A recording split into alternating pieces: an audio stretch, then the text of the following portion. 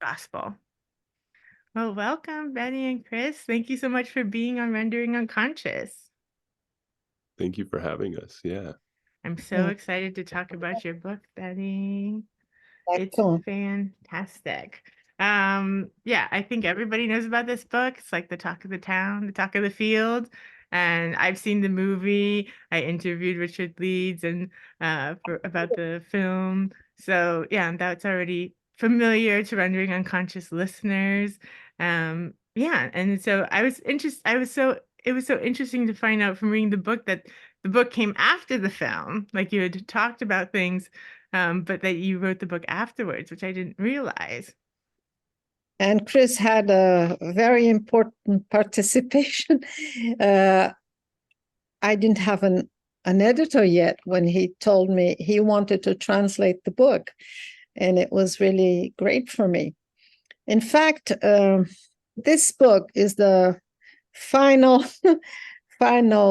step of a story that lasted more than 30 years, and that started with my analysis. And then after that, before I came back to Brazil, uh, with a novel. Not before I came back to Brazil. When I went back to France again, I was 45, and then I started writing a novel, The Parrot, Lacan's Parrot. It took me 5 years because I didn't know how to write a novel. I had done medical school and psychoanalysis before. I started in Brazil, and then I did it with Lacan. For different reasons I explain in my book, thanks to the interview. Thanks to also to the interview of Mary Ruti. Mary Ruti, editor of this book. And so I explained that at the age of 45, I had to go back to France after having had a long time of work in Brazil, where I founded the first big Lacanian school that was called the Colégio Freudiano de Rio, of Rio de Janeiro. It was really a big success because we had people from all fields of culture coming in, theater, movies, anthropology. We really did something. The last Congress we organized was in the Copacabana Palace in Rio de Janeiro. That's the big, famous, mythical hotel of Brazil. And it ended with a samba school dancing for us, because the director of the samba school, not the director, the man that directed the carnival school, the artist, was an homosexual, and the first interview where he spoke of his homosexuality was done by us, and so he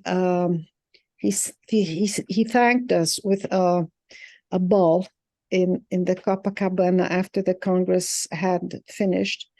And it was the Colégio that started translating Lacan into Portuguese. And that was very important, because this is the way to pass from one language to the other. And that's a very important item in my memoir.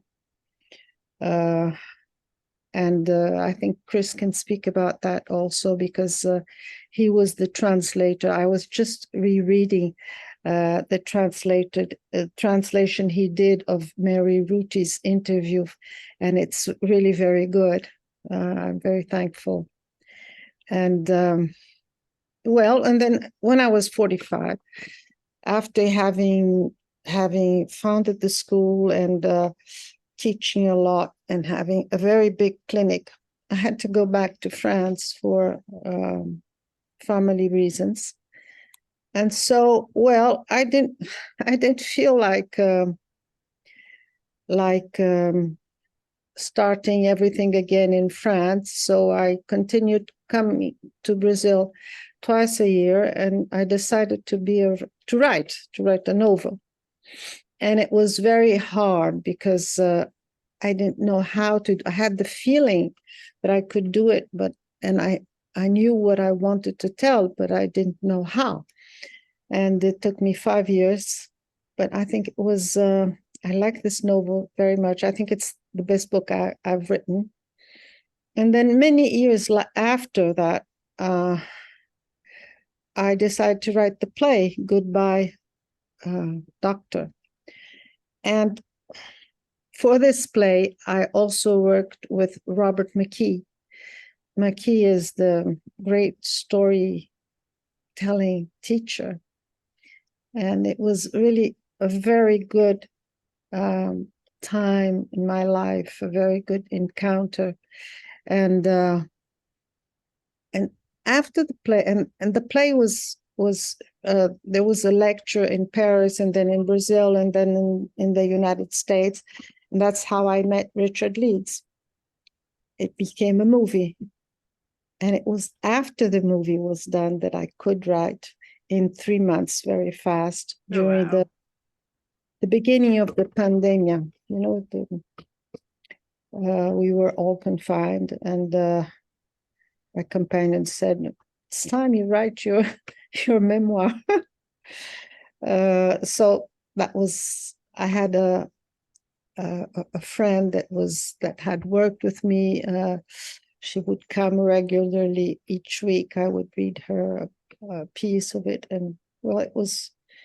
I could do it very fast because I had the experience of doing it in different ways. Yeah, it's amazing. It's a fantastic work, and we're glad that you wrote it. And I must say, it makes me like Lacan even more than I already did. I love to hear like the little insights and snippets of how the sessions were, and how he was just like, "Tell me, I'm listening. Tell me, I'm listening," and just keeps getting you to keep talking and keep talking. Yeah, very rarely he made an interpretation, because the basis, and this has to do with his theory, that with the idea of the subject of the unconscious that is structured like a language. So in order to have this, the unconscious manifestation, you have to speak. Exactly, and how each subject is the center of their own epic tale.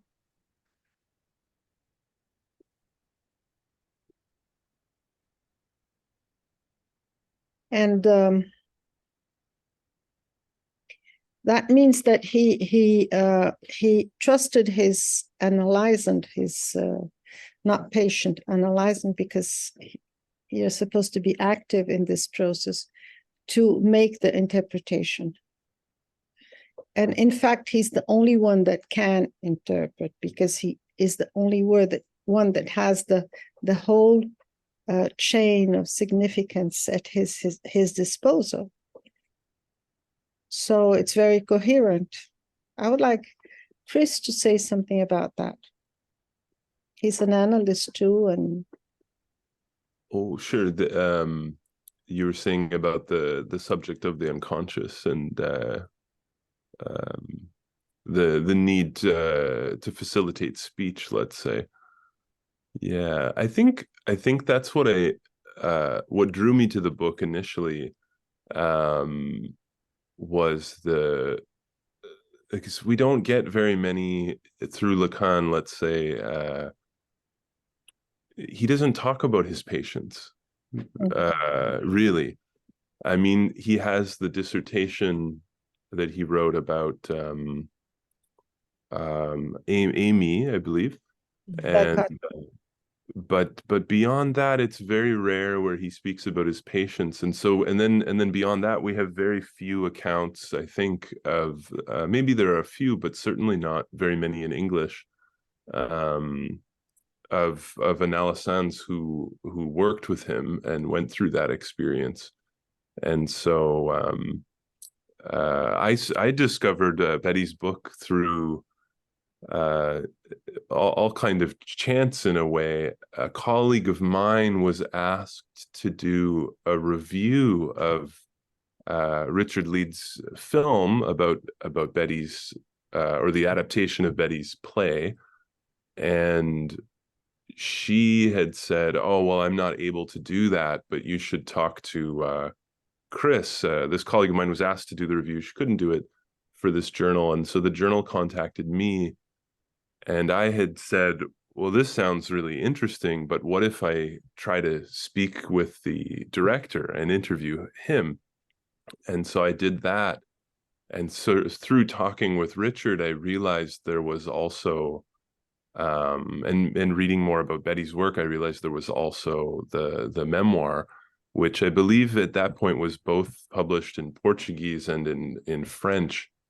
And during the pandemic, I was working on brushing up on my French reading to be able to, get better at that. And so I thought that would be great to read the text. And I did. And I think I was hoping to speak with Betty as well. And I think I reached out to Betty, and through our exchange, I asked her at some point if anyone was working on a translation, and if not, maybe I could do that.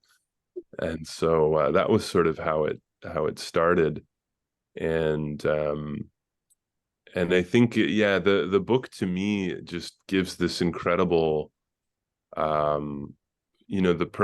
Betty's incredible story, but also this incredible window into how Lacan practiced and how he went about his techniques, and also why they were important. And they give a sense too of in this case, Betty's experience with that, but they give a sense of how those techniques might have an effect on the analysand. And so I just thought it was a really a beautifully written book, but also an incredible opportunity to see something that we don't usually get to see about Lacan. Yeah, the reason I wrote this book is that his theory has been translated and diffused, but not his practice, as if it should be secret. In fact, there is one book I recommend that is very nice. It's written by Gérard Haddad. It's called The Day Lacan Adopted Me. I like that book. I think it's the only other very detailed memoir. What helped me is that I had written a novel and a fiction and worked with Richard.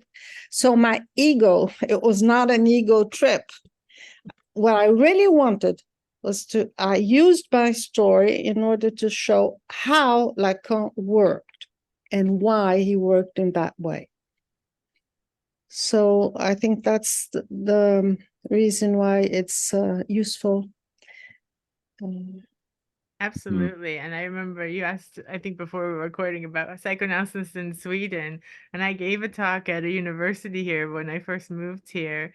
And it was mostly about the cut and how the cut is so generative. That's what I tried to show people, because so many people are like, oh, the theory is so complicated. And I like to talk a lot about, in general, about art and film and things that, are more like pop culture, and then bring psychoanalytic theory in that way to make it more accessible for more people. And so I was kind of trying to show through different artists that use cutting in their techniques, like either collage or the cut up method, or cutting with film, or music that's kind of disjointed and things like that, and how this kind of disruption can be very generative, and using Lacan's theory to kind of explain how it works.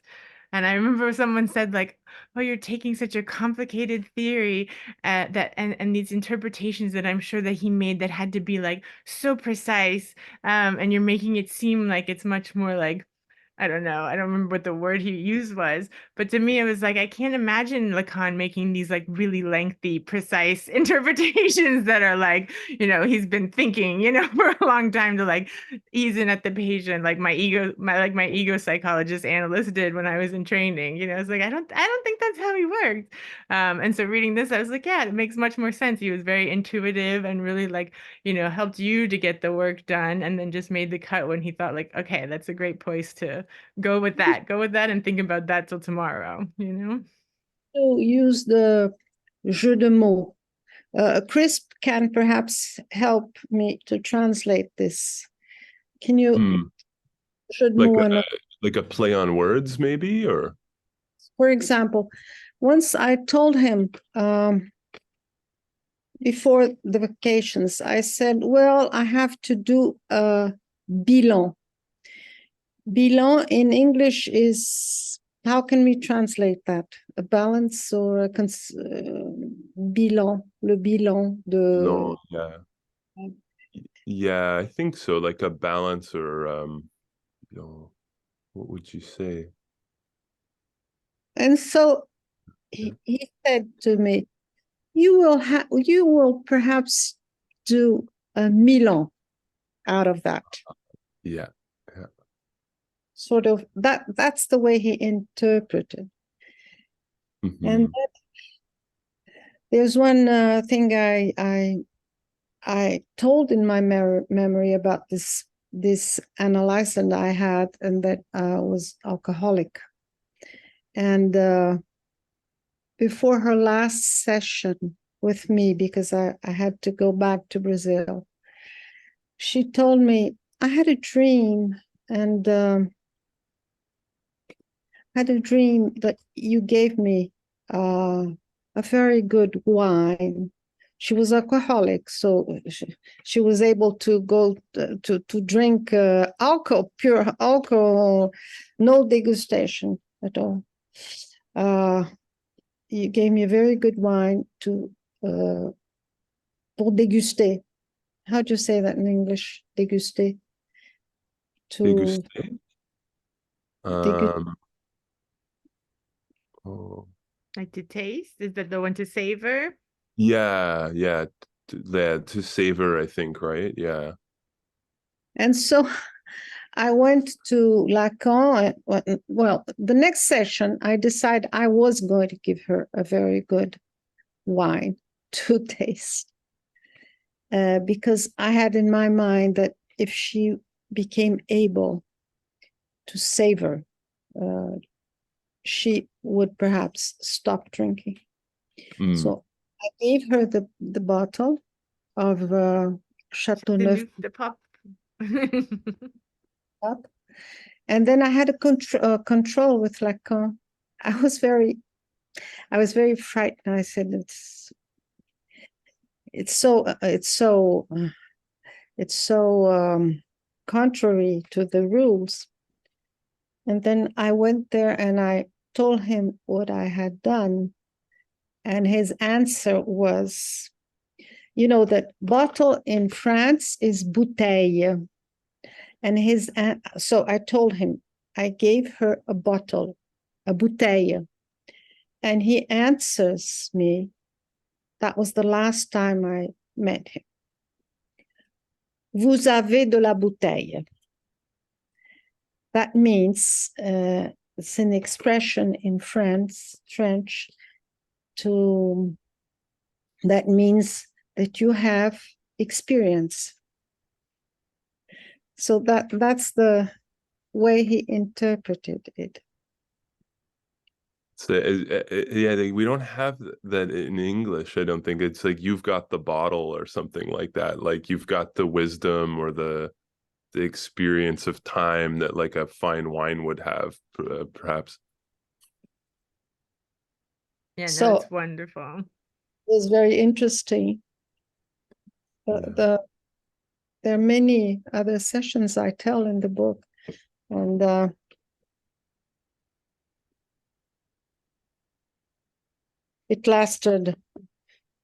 analysis lasted almost 4 years, and he didn't want me to go away, but well. And also, as I also mentioned before we were recording, I really appreciated like the discussion of religions, syncretic religions, and you talk about the different religious practices in Brazil, and feeling like the analysts, might not be understanding, the cowrie shells and Pombagira and the Eshus and the kind of ancestor veneration and things like that. But coming from Miami, I really appreciated it. I'd never seen that in a psychoanalytic book before. And it was so wonderfully surprising. I was like, oh, this book has everything I love. Brazil has changed a lot, it's not the way it was in the 70s. Now we have the, how do you say it in English, evangelists Mm. that are very strong. Mm. We have a Puritanism that doesn't have anything to do with us, but it's they are very socially influent. It was very difficult in the 70s. Everything was difficult in the 70s, isn't it? Very different. Yeah. Yeah, that's colonization still happening. Yeah. And Chris, how was it for you to translate the book? And we could talk a little bit about Mari Ruti's interview too, as well. Oh, sure. Yeah. I think like for me, I've always well, not always, for a long time, since probably my graduate school, I did a lot of work in the English department, and so I had always wanted to try to improve my, translation and French reading and things like that. And I had to take a course that was very helpful now in hindsight for translation, and the whole course was actually about trying to translate French directly into English in some way. And so I learned a lot during that course. And it wasn't until maybe the pandemic that I started having this idea, maybe I would try to translate some French psychoanalytic work into English that hadn't been done before. And I actually started doing that a little bit with Didier Anzou's work, a few of his papers here and there. And then I was really, of course, delighted to find Betty's book and to work on that. And because I'm always working to be a little bit better at the skill of the translation, it was a great, opportunity for me, and it helped me a lot. You have to spend so much time. There would be a day where I would really labor over a certain phrase or passage, because it as Betty was saying earlier, maybe there's a play on words, it just doesn't quite translate into English. And so I'd have to do some kind of find some kind of comparable expression or rhyme or something that might bring out the spirit of the original, even if it's not exact. And so it gave me a real new appreciation for trying to translate works from one language into another, that's for sure. And I learned a lot in the process. But the motivation is partially to be able to read it, easily for myself, was initially the goal, but then in hopes to also share it with others once it was completed. So and go ahead. We had Mari Ruti working with us. That's right. Yeah, we had I think we had contacted Bloomsbury, and then she was the editor there for the series, and she was happened to also be in the same city I am in Toronto. And it was quite sad, really. I had even sent her some emails, and because I had never met her before. She and I may have crossed paths at a conference here or there, but I'd never really spoken with her at any length. And we had exchanged some emails, and we had even planned to find a time to meet. I know that she spent a lot of time the east coast of Canada. And so I think we had planned in the new year or something at some point, as we were editing the book, we had thought, well, let's go for coffee or lunch or something. And then it was only a short while later, she wrote me to say that she was undergoing some treatments for her illness. And so that never happened. I think ultimately I spoke with her on the phone only a couple of times, and we had many email exchanges. She was a great support for the project, that's for sure. She helped us through the whole publishing process, all the way until, I would say, probably her last days. Really, she worked on it with us. And so we're very fortunate to have had that experience. And her interview questions, I thought, were just incredible. You know, her questions about the book for Betty were really special, and I think give an impression of her, you know, a real attentiveness to the material and sensitivity to it. Yeah.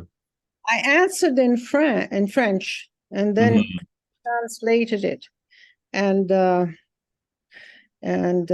my companion was very insistent. He insisted a lot. Do it very thoughtfully.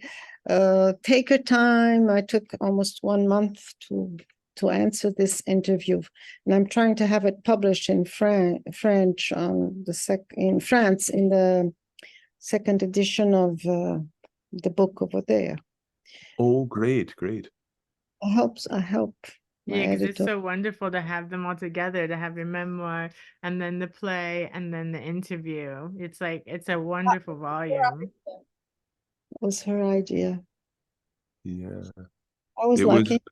It was, yeah, we were very lucky to work with Mari. I also am very lucky to, I think, have had the opportunity to, of course, work with Mari in helping us with editing, but through the translation too, it was such a joy to be able to consult with Betty about certain things, because every once in a while I wouldn't quite be sure, you know, about a certain wording or phrasing of something. And so it felt really great to be able to collaborate in that way and feel good about the text. Chris likes to live in two languages, and the other has much to do with me, because I also had, because of the immigration process, I had to live between languages. And one of the things that the memoir shows is that if you do an analysis in another language that is not your maternal language, there are things you can discover that you would not discover in your maternal language, that were repressed, and that can come out. Yeah, absolutely. This idea of like being between the two languages, and the translation is present throughout the whole book in your analysis and in your translation of Lacan's seminar. Yeah.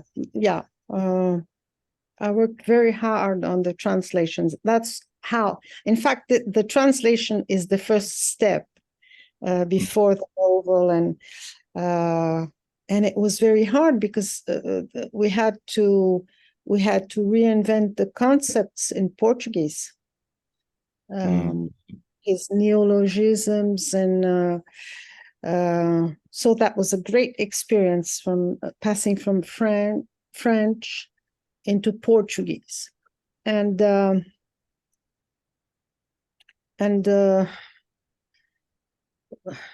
I learned a lot in doing this, particularly because I had to discover how to do it in an oral way, because it was a seminar.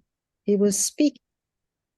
And I remember that when I finished my translation after 3 years, I think, and I worked with him, I used to go there and tell him, look, I think this concept should be translated this way because of this and this and this. I mean, this and this and this refers to German, English, Spanish, the languages where Freud had been translated. And so, I changed ideas with him. And the funny thing is that when it was over, and I told him, look, here it is, it's finished. He said, well, it's not my language. That's all he said.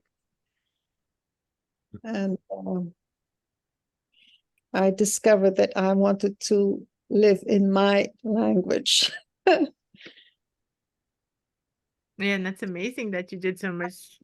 I wanted to write in my language. Mm. I can speak other languages, but I cannot write in other languages.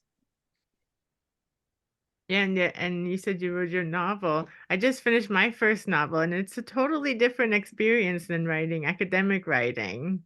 Yeah, certainly. Has nothing to do. It's refreshing.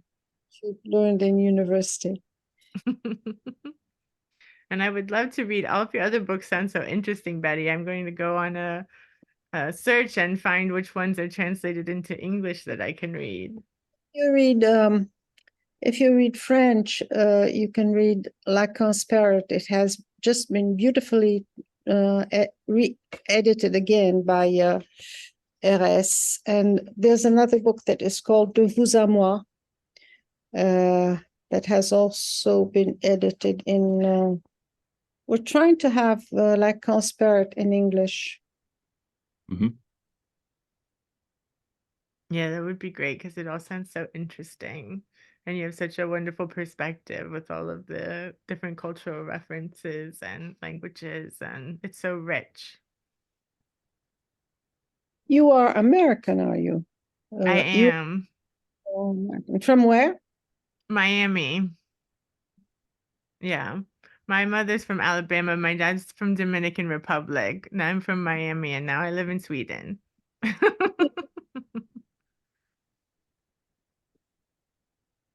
And Chris Mm-hmm. Vanderwees is from. What is the origin of your name, Chris? It's a Dutch name.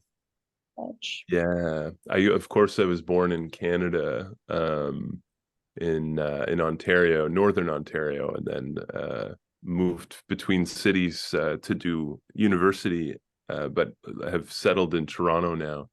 But originally, the family came from Holland after the Second War. Yeah, so we all have stories. That's modernity. Absolutely. And I also wanted to ask you with the film, the RU Lacan, I also interviewed Richard Leeds and the actor David Patrick Kelly who played Lacan. How did you feel about the rendition of the sessions and everything? I liked it very much, Yeah. very much. I'm sorry, David won't do the play now because we're trying. Barbara Riet is an actress that is trying to have the play done in New York, and I wanted David to be Lacan again, but I think it's over for him, so that it will be done by another actor. Mm. It was a very good Lacan, even if he didn't have the physique du rôle, not at all, but very expressive. I think Richard is a great director, and you can, in his new film V13,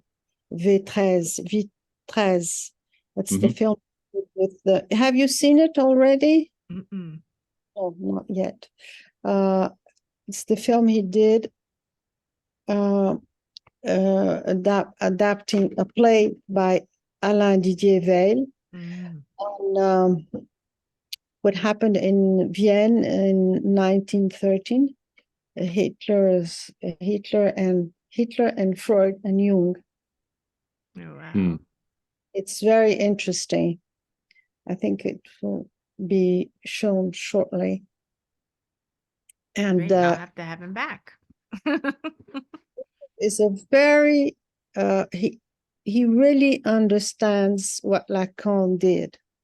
I was very glad to he came to Bahia, where I am now. I always am here during summer in Brazil, and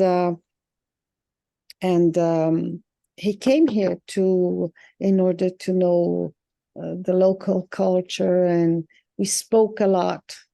But I did not do the screen. He wrote it. He adapted freely, and I liked his work very much.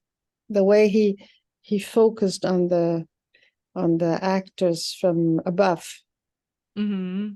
Totally different from what has been done in treatment, where it's a horizontal plan, and it has much to do with the work of Dreher, Jeanne d'Arc, because what he was interested in is the drama of transference. Mm-hmm. His inspiration was Jeanne d'Arc, and I think it was really great. It has been shown in many places. Mm-hmm. Mm-hmm. Yeah, no, you're a phenomenon, Betty. I had a broken bone. It don't have your right hand. I have to write a book about this. Yeah. Oh.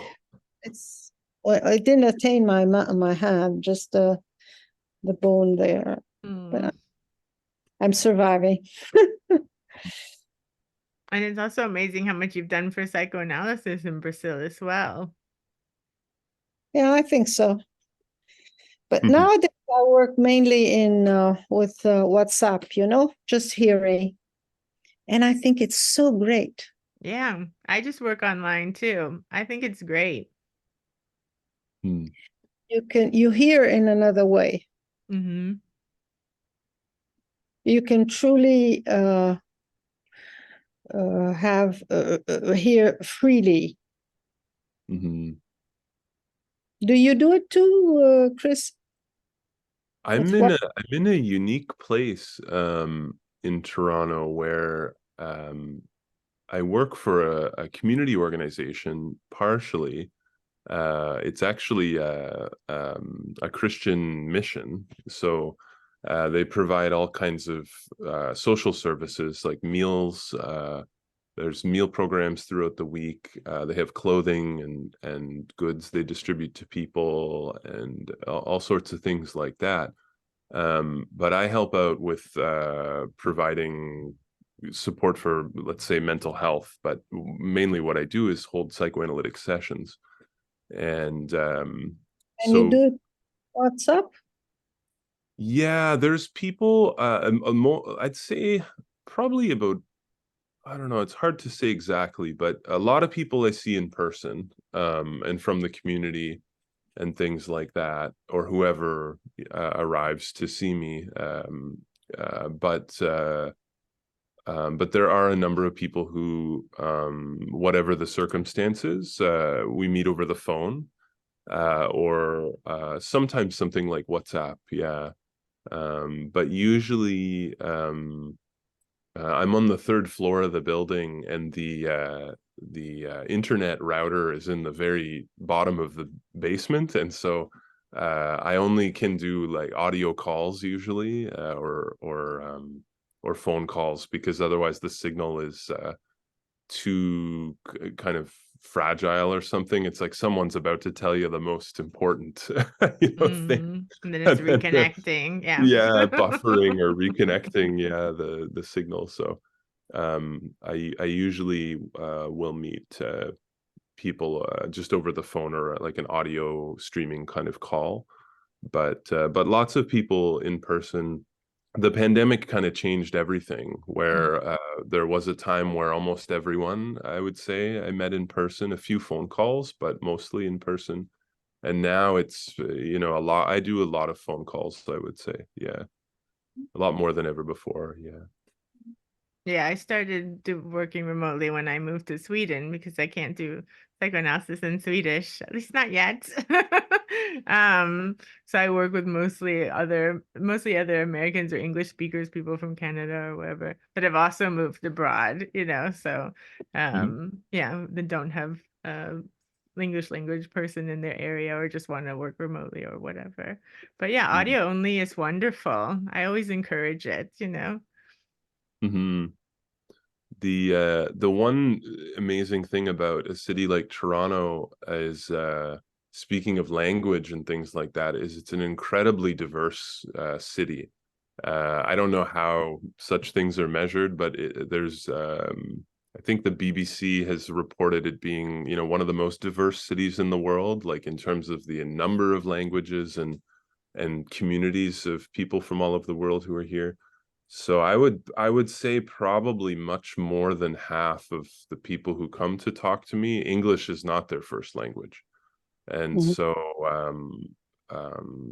I'm often asking about especially in that moment where someone is trying to find the word in English, I will simply ask them the word in the initial language that they grew up with, and it is of course usually a pretty important question, and so I find that to be really an amazing part of the work here, is that I learn so much about language from people who are coming here, and it's amazing the things that can happen, say, and maybe as Betty was saying earlier, between two languages, sometimes between three languages or something.